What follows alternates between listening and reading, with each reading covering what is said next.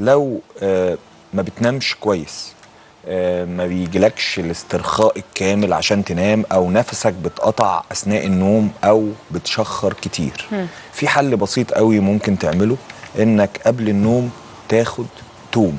بس طبعا مش راس التوم، مش التوم العادي، لان طبعا لو مدغنا فص التوم هيعمل لنا التهاب وانتفاخات في المعده. فلا، كبسولات، اي نوع كبسولات التوم. لو اخدت كبسوله التوم قبل النوم ده حل كويس قوي، يديك استرخاء جامد جدا. التوم بيحارب الفطريات اللي في الجيوب الانفيه واي ميكروبات في الجيوب الانفيه، فبيسلك مجرى التنفس فبتنام كويس. غير كمان ان هو بيزيل اي تورم والتهاب في مسار او الجيوب الانفيه عشان تعرف تتنفس كويس.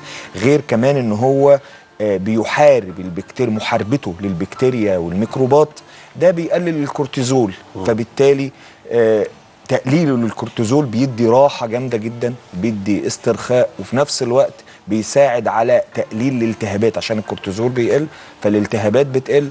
فده برضو بيدي دور في يعني تقليل التورم والالتهابات بتاعه الجيوب الانفيه المسببه بقى للشخير، المسببه لانقطاع النفس اثناء النوم. غير ان هو التوم اصلا بيخفض الضغط، فبالتالي بتلاقيك مسترخي، جسمك فاكك كده عشان تعرف تنام. بس طبعا لازم ننبه ان لو حد ضغطه واطي قوي بلاش توم. غير ان هو مسكن طبيعي للألم، فبيدي راحه فبالتالي بتعرف تنام. بس زي ما قلنا خلينا في كبسولات او قراص التوم، بلاش مضغ التوم عشان ما يعملش تهيج للمعده. هو مضاد حيوي طبيعي تقريبا، وبيزود المناعه بطريقه كبيره جدا، فبالتالي بيديك راحه. لان في ناس كتير بتشتكي من موضوع انقطاع النفس اثناء النوم او الشخير اثناء النوم، فالتوم حاجه طبيعيه بعيد عن الكورتيزون، بعيد عن اي حاجه. تمام.